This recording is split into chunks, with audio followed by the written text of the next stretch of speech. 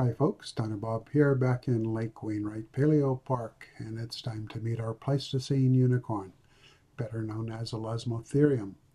We're going to be using both the long and short-armed versions of Elasmotherium to represent the male and the female in this habitat.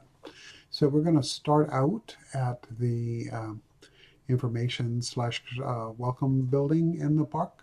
It's taking a look at the Edmontosaurus statue there before heading out to the new exhibit.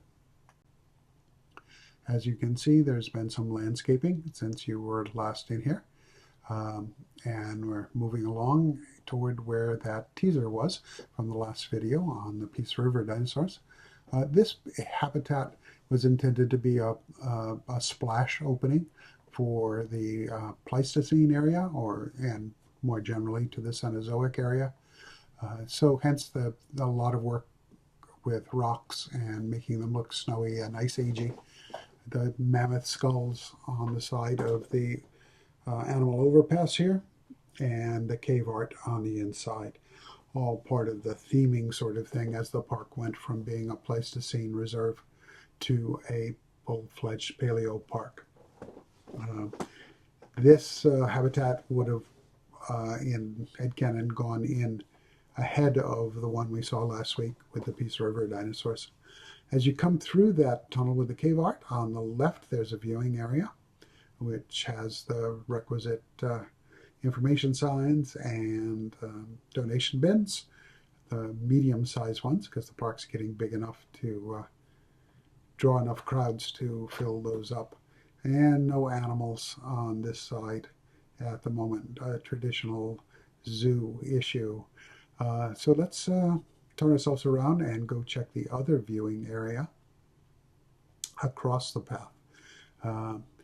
There's been a little bit of rearranging here. The kiosk that was where that large rock is on the left has been moved deeper in this area. And we do have a viewing area here and an animal out there. Yes, it's a male. So he's about to start thinking about walking across the bridge, and we're going to take a look around and see that where the kiosk went. The rocks right in front of us there hide a shelter building for the animals, which we'll see at the end of the video. Just something simple, but to give them a place to go in the worst weathers. We're rearranging ourselves now so we can go up and take a look at the habitat as a whole. Again, two sections similar to the Peace River exhibit, although with a much narrower crossover and an elevated one at that.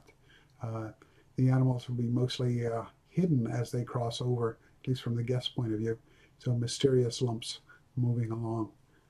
Perhaps enough to tease them to come deeper in and see if they can find out what these things are.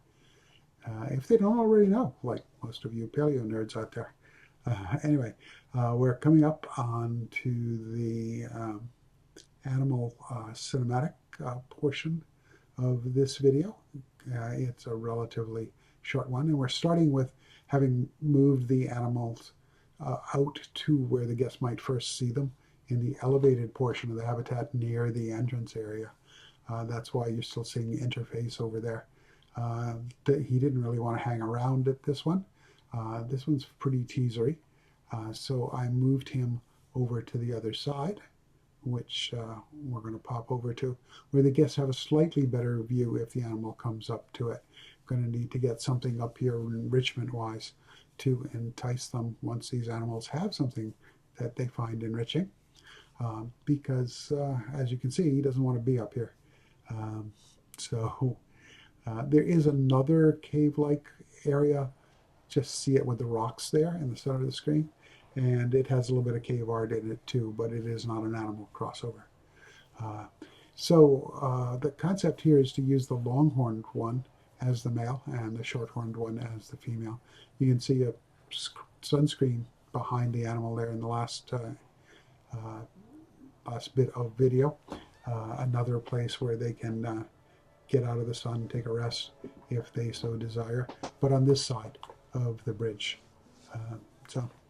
Obviously not very good shelter from a storm, but like I say, something to get them out of the sun on those hot summer days. These animals are obviously built for cold climates. This guy's making his slow way. These guys always just make slow ways around. I don't think I've ever caught one hustling. But he's headed toward the habitat's pond for a drink, and he's not going to take the easy route. Um, he's heading into the rocks to do this. I guess he likes mineral filtered water or something, because he's going to stick his snout down in the rocks to get his water, which he's probably recognizing because they are sitting in the water, even though the current visuals, you can't see the underwater portion of those rocks. So we're going to switch shortly to following the female once he comes out of these rocks. And we'll follow her as she plods about the habitat, starting with her having her lunch. There she is. You'll notice she's got a lighter skin as well as the smaller horn, so visually distinctive from the male. It's an effect I kind of like. The longhorn is the way Elasmotherium has been known for a good long time.